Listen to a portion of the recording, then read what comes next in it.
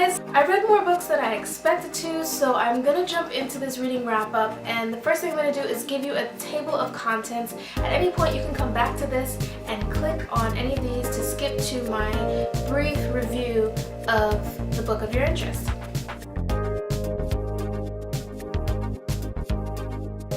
I want to start with my favorites of the month. This is the Ruby Red trilogy. It's Ruby Red, Sapphire Blue, and Emerald Green, and I loved them all. And I have so many things to say, but it will really deserve its own review. So the Ruby Red series follows Gwen. She has unexpectedly discovered that she has the time travel gene that everyone thought her cousin was supposed to have. Her cousin was prepared for all of the tasks that were going to come along with time travel, and she was not. So Gwen is totally a fish out of water, and she has to navigate her way through this whole time travel situation. I would say the genre is fantasy with a touch of romance and thriller and a little bit of paranormal as well. But I think the best thing about this book series is the way the story stays consistent with the time travel. And there's so many twists and turns, but they don't feel haphazard, they're deliberate, and also the characters are really, really well painted. I don't want to go into this too long because I have so many other books to share with you, but this for me is a definite 10 out of 10. I want to read this again. I got it from the library, but this is a series that I want to own and read again and again. Even though you might expect the themes to be a little bit dark, it was definitely humorous and fast-paced and just really entertaining. I highly recommend it. Go read it, check out a sample, or get it from your library. Do it now! Okay, so that was one series that I read this month. The other series that I read was the Selection series. And so many people love this, but I didn't. Sorry? I don't know. No, I'm not really sorry because there's no reason to apologize for having different tastes. Different strokes for different folks, I guess. So, the Selection series is basically The Bachelor set in a sort of dystopian world. I didn't feel like the world building was that great. I don't know. I needed more depth of the characters and more depth of the political environment. I needed more, and it just wasn't there for me. So there's a monarchy and a caste system, and there's a little bit of more than a little bit of dysfunction there. I don't know, it just all fell a little flat for me. If you like shows like The Bachelor, then maybe this is for you. I know a lot of people love this, and the genre isn't for me. It was all romance, which is fine, but it just lacked a little bit of depth. There were details that were missing that the type of details that add the richness and depth to the characters. The voices weren't distinct enough. Also, the main character just seemed a little erratic to me. I couldn't get a good grip of her identity, her code. She just didn't feel authentic to me. And I know it's a harsh critique, but it's how I felt, so yeah. I mean, given that I read the whole trilogy and 2 of the novellas, I guess it couldn't have... No, it was still pretty bad. I mainly read all of that because I had the whole series and I have an addiction to knowing endings. So yeah, I won't be reading The Heir, which is the 4th book, and I won't be reading any other novellas. I know that I read it because I had them, but if I had had to wait in between books, I would have given up on this after the 1st book. So for me, that's a 4 out of 10. And I'm sure many of you will disagree with me, so feel free to leave your comments below. Maybe you can convince me. Maybe there's somebody out here who knows how I feel and can relate. I don't know. Let me know. So the next 2 books I read were both series debuts, and even though they are not related, I feel like the covers are kind of similar. It's Alienated and These Broken Stars. These both have space travel elements to them, but I want to start with These Broken Stars. These Broken Stars was also a romance, but these characters were so well painted. They were rich and complex, but consistent, and there was growth, and it was really beautifully done. I am a fan, and I'm looking forward to picking up, actually after I make this video, I'm heading to the library to pick up book 2, and I'll be reading the novella before I jump into book 2. I would summarize this book by calling it a bit of a Titanic, kind of a shipwreck story, shipwreck survival story, but set in space. But there's so many just like genuine, heartbreaking, and I don't know, heart triumph, heart mending moments. I was in this the whole way. I was feeling it. It was good. It was good. This is a definite 9 out of 10. I loved it and I would definitely recommend it.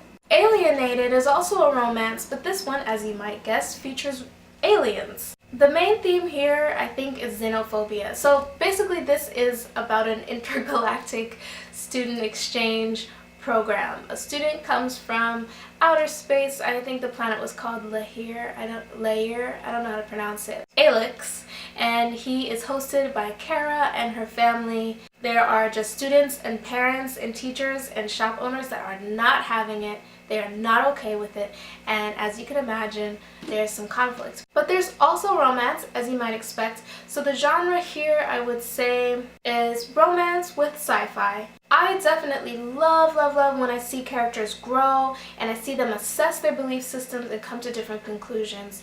Being willing to change what you have been surrounded by, or the ideas that you've been surrounded by, is such an important principle. And I love seeing it in books. I think the overall theme here for me is that there's no need to fear the other. You might discover that you're more alike than you thought. So for me, this is another 9 out of 10. I definitely recommend it, and I am looking forward to, I think the second book is called Invaded. Cannot wait! Okay, so I'm shifting from outer space and going to afterlife? Elsewhere?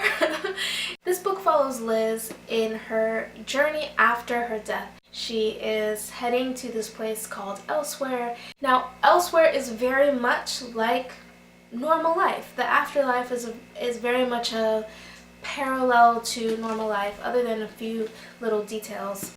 So what you're really confronted with is, what do you do with the time that you have with the people that you love? So there's romantic elements here, but I don't feel like it overpowered the book. I thought it was quirky and endearing. I enjoyed it. It was entertaining, but I do wish that it had a little bit more depth. And I would say, as far as the genre, it felt more contemporary than paranormal, even though it dealt with life after death and being in contact with people who are living, and but it still was written in a very kind of literal, believable, parallel world.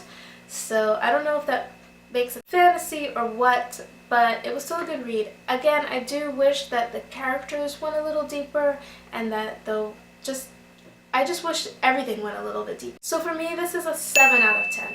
Still a really strong book. I would still recommend it. It's short and the pace is reasonable. It's not super fast paced, but it's also not slow. It's a really steady, deliberate pace and a quick read. Let's see how many pages. Around 270 pages, so not too bad and really entertaining. I recommend it. It does make you think about what to do with the time you have on Earth, what really matters to you. The next book I read is Ask the Passengers by A.S. King, and this is an LGBTQ coming of age / coming out story. Astra Jones has to confront these feelings that she has. I think the most valuable thing for me in this book is that it addresses the nuances of the LGBTQ experience beyond labels, and whether or not you should even accept labels. This is a contemporary book. I thought it was going to be more on the fantasy sci-fi touch of things, because she sends her love to passengers in the plane as they pass, but that's more just a theme and a symbol than an actual key element. I felt like the pace was slow, but not too slow. It was deliberate and thoughtful and introspective. I enjoyed it and I recommend it, but I would have to say for me this is an 8 out of 10. But I do feel that reading this book really increased my capacity for empathy. It gave me a window into a world that I might not have otherwise experienced. I'm grateful and I recommend it. It's a good read and also relatively quick. So that's all the young adult fiction that I read. Now moving on to some adult fiction, I read The Art Forger by B.A. Shapiro, and that was a really great surprise. I would say that this was a thriller. There was a little bit of romance, but it was just a portion of it. So let me tell you a little bit about it. This lady is a very, very talented artist. I can't remember her name right now, sorry. And she kind of fell out of grace in the upper circles, and she really just wants to get her work appreciated in a gallery.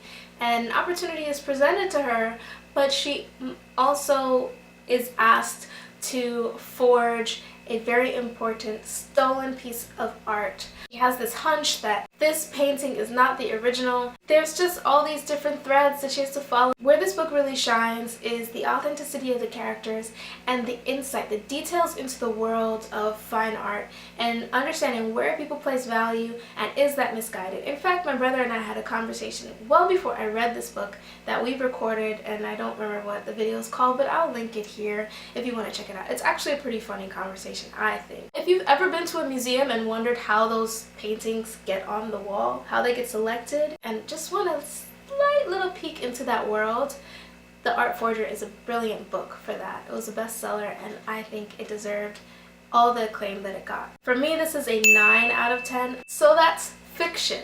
Now moving on to some non-fiction. This is Velvet Elvis by Robb Bell. Robb Bell is in this book really suggesting that people examine their beliefs and how they arrived at them, and really just to ask more questions than to just accept things as truth.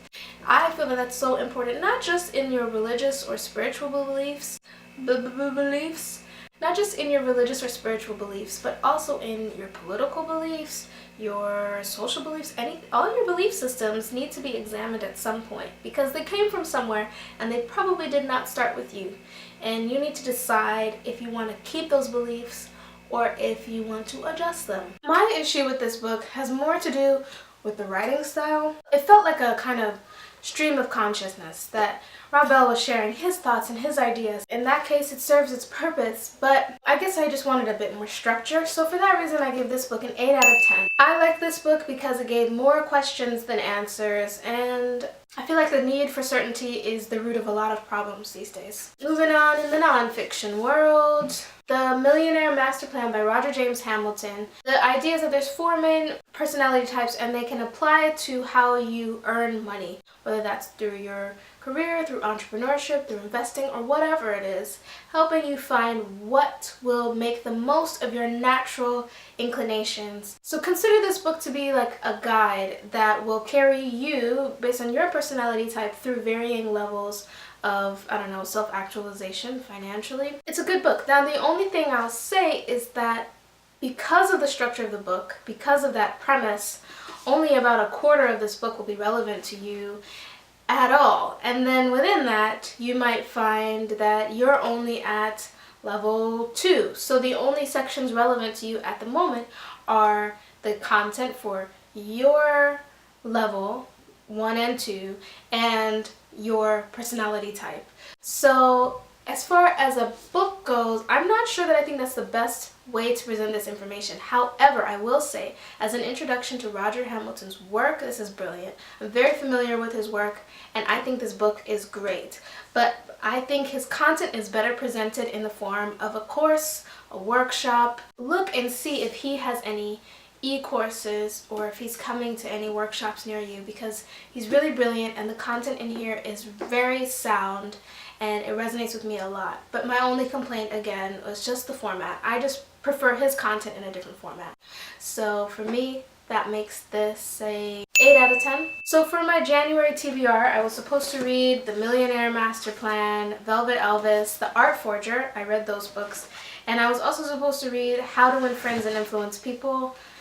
I just got distracted by all those beautiful books I got from the library, and reading one business book and one other nonfiction was enough for me, but I will either come back around to this for February or pick another personal development / business book. I'm not sure. And I was also supposed to read Fairest by, I think, Marissa Meyer. which I was putting off, trying to decide if I was going to wait for the library to get it or if I was going to get it, and I decided not to wait, and I'll have it done by tomorrow night for sure. That's it. I hope that you enjoyed this. I plan on doing a few more in-depth reviews, but I want to know what books you want reviews for. I hope that you enjoyed this video. If you did, subscribe so that you can see my February and beyond TBR videos and reviews and wrap-ups and all that jazz. If there's any books that you think I'd like based on the books that I've reviewed, then please let me know because I'm always looking for more to read. Thanks for a piece of your time, and I hope to see you in the next video. Bye!